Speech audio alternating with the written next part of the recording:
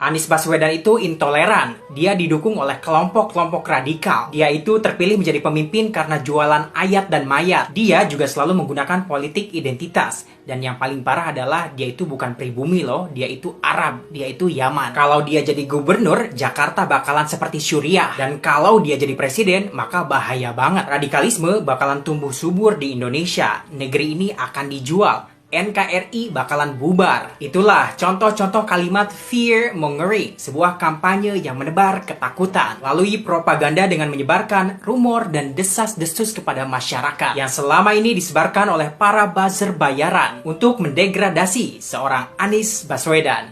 Jujur, saya takut dengan Anies kalau jadi presiden.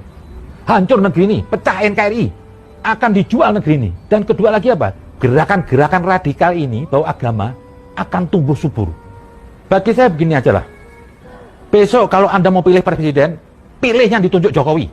Lantas pertanyaannya adalah, benarkah Anies Baswedan intoleran dan radikal seperti yang selama ini dituduhkan? Sekarang buka pikiran kalian dan kita lihat faktanya. Tahukah kalian jika Anies Baswedan itu kakeknya bernama Abdurrahman Baswedan? Beliau merupakan salah seorang pejuang kemerdekaan Republik Indonesia yang memiliki andil besar dalam kemerdekaan Republik Indonesia. Beliau juga dikenal sebagai cendekiawan, jurnalis, dai, penulis, diplomat, seorang nasionalis. Sekarang kalian tahu kan kenapa Anies Baswedan itu cerdas dan bijaksana? Karena beliau berasal dari keturunan yang baik dan jelas. Jadi buat kalian yang mau memilih pemimpin, penting bagi kalian untuk mengetahui dia ini keturunan siapa. Jangan sampai pemimpin kita ini keturunannya nggak jelas. Jangan kayak beli kucing dalam karung lah. Anies Baswedan itu memang keturunan Arab. Lantas apa yang salah dengan itu?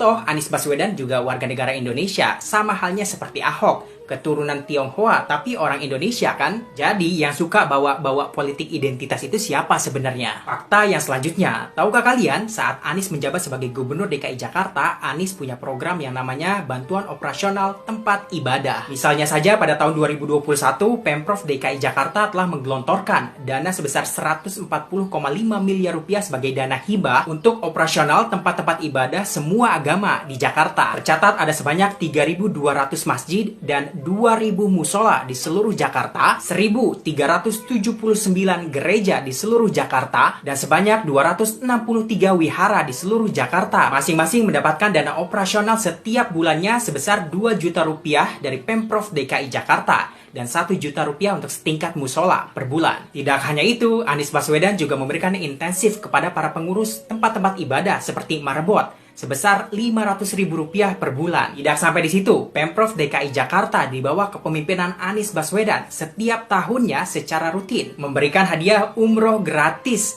kepada ratusan marbot di seluruh Jakarta. Sampai di sini, masihkah kalian berpikir jika Anies Baswedan intoleran? Lain itu, Anies Baswedan juga kerap kali mendapatkan pujian dari berbagai tokoh lintas agama. Seperti yang disampaikan oleh Jason Balo Papueng, seorang ketua gereja Pantai Kosta di Indonesia atau GPDI DKI Jakarta, yang menyebut bahwa Anies Baswedan adalah sosok nasionalis yang mampu memegang komitmennya dalam menciptakan keharmonisan antar umat beragama di DKI Jakarta. Dia juga menyebut bahwa Anies pantas menjadi seorang pemimpin. Anies juga mendapatkan pujian dari seorang tokoh Hindu di DKI Jakarta, Made Sudarta, Ketua Sukaduka Hindu Dharma. Mewakili umat Hindu di DKI Jakarta, dirinya mengucapkan terima kasih kepada Gubernur DKI Jakarta Anies Baswedan karena telah membantu umat Hindu yang tidak mampu dengan memberikan bantuan berupa mesin kremasi ataupun krematorium, sehingga umat Hindu di DKI Jakarta saat ini sudah bisa melakukan proses kremasi. Sebelumnya, upacara ngaben biasa dilakukan di tempat kremasi swasta yang harganya mahal sekali. Namun setelah ada bantuan alat kremasi dari Pemprov DKI Jakarta, umat Hindu dari kalangan kurang mampu saat ini tidak usah mengeluarkan biaya mahal untuk melakukan proses ngaben. Lihat fakta-fakta yang ada di lapangan. Saya rasa Anies Baswedan adalah seorang pemimpin yang mampu merangkul dan mengayomi seluruh lapisan masyarakat.